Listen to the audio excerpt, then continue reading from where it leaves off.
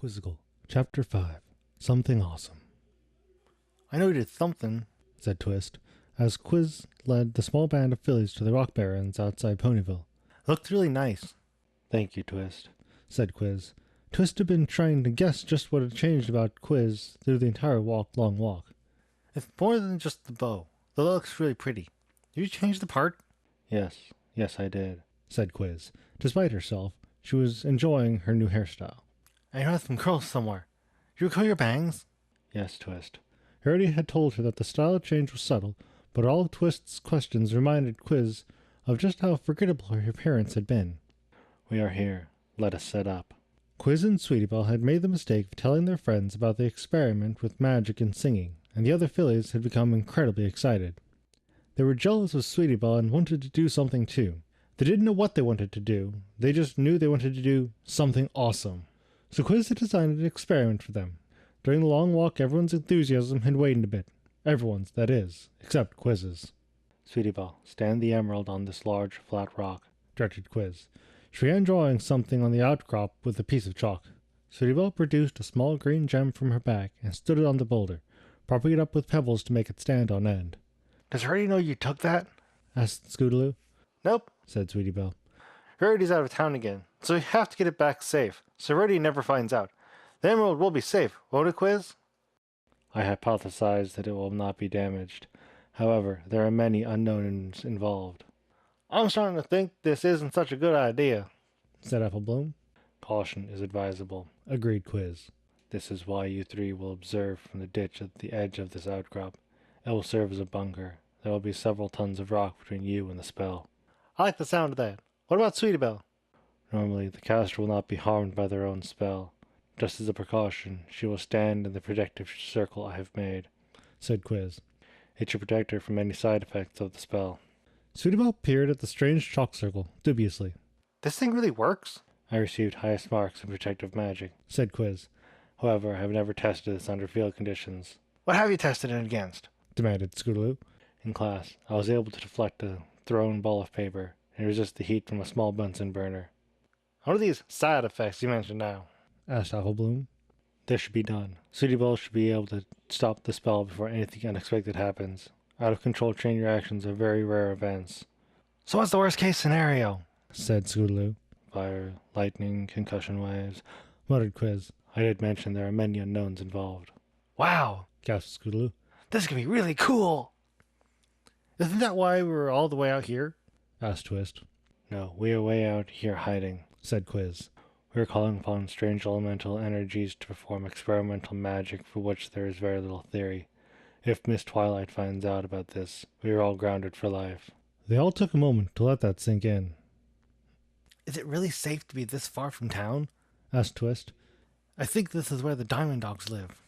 Some of the fillies looked around at that, as if expecting to see Diamond Dogs hiding in the bushes. Oh, Diamond Dogs don't like to mess with ponies anymore, said Sweetie Belle. And if they do give us any trouble, I'll just tell them who my sister is. One last time, said Applebloom. Explain just what exactly we are doing. Sweetie Belle seems to use song as a focusing tool, said Quiz, patiently. Gems resonate at certain frequencies of sound. If Sweetie Belle casts her magic and sings at the resonant frequency of the emerald, it should act as an amplifier. Sweetie Belle should summon enough power to cast any spell she wants. Wow, said Scootaloo again. I understand that about as much as the first time Quiz explained it. I'm getting a real bad feeling about this, said Applebloom. Twist nodded. I understand if you are unwilling to proceed, said Quiz, her disappointment evident. We could just go home. Are you kidding? Cried Sweetie Belle, stepping into the protective circle. I have to do this before I chicken out, she thought. What are we waiting for? I could move the protective circle farther back, offered Quiz. I'm plenty far back. I can barely see the emerald, said Sweetie Belle. Let's do this. Cutie Mark Crusaders, experimental magicians. Quiz replaced her glasses with a pair of tinted safety goggles. Then let us take our places. The three fillies sprinted for the ditch.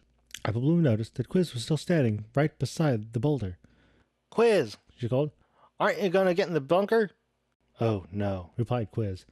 I desire an unimpeded view of the experiment. I would not miss this for the world.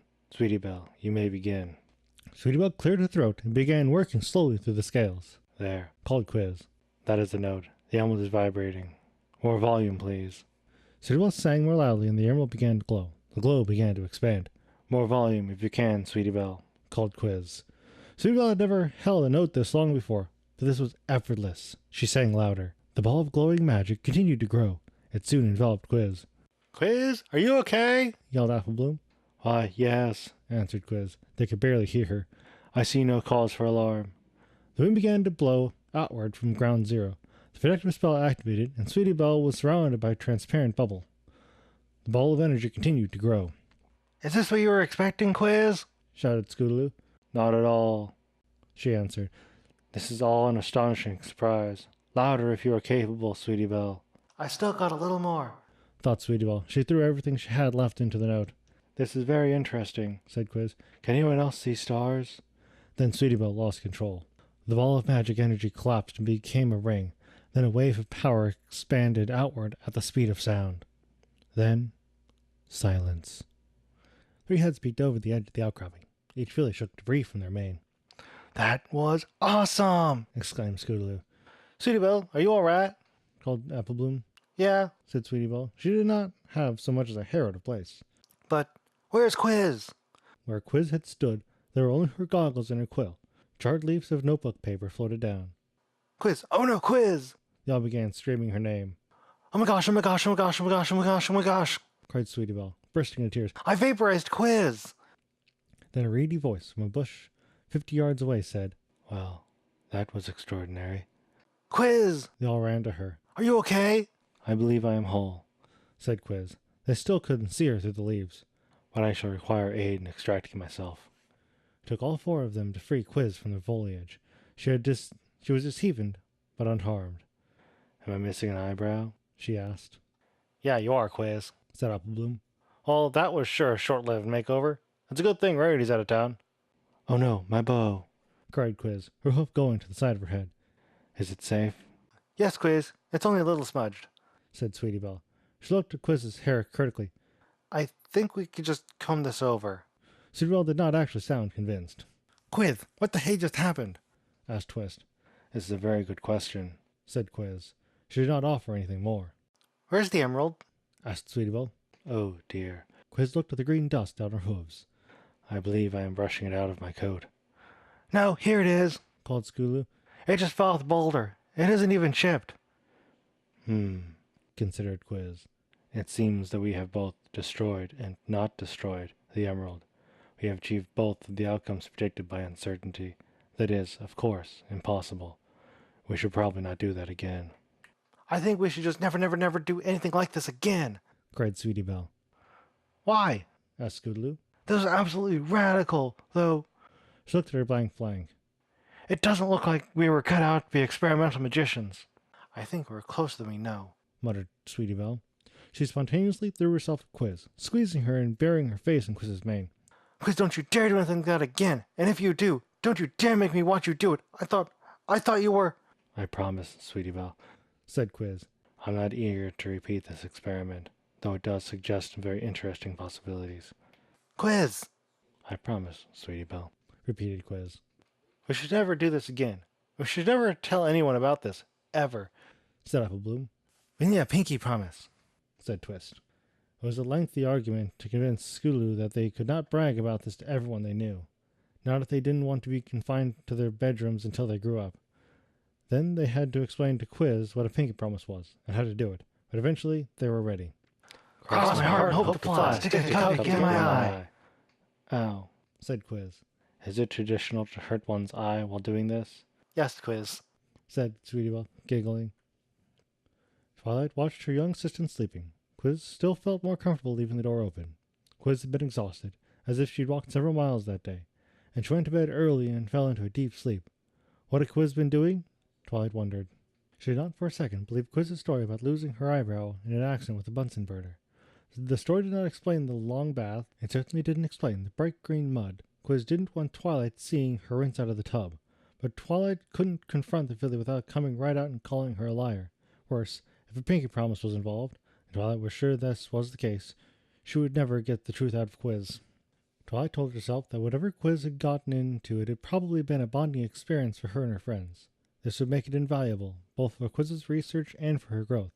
This was more important than staying out of trouble. Eyebrows grow back, after all. Twilight repeated this to herself. She told herself this several times. She never quite completely believed it. Twilight went to her desk to write. Dear Princess Celestia, when I asked for a research assistant, I thought all I would have to do was worry about the research. I didn't realize that I would be her guardian, or that I would watch her grow. Frankly, this is a terrifying responsibility. However, I know that, unless I do something extremely wrong, the end result is going to be something awesome.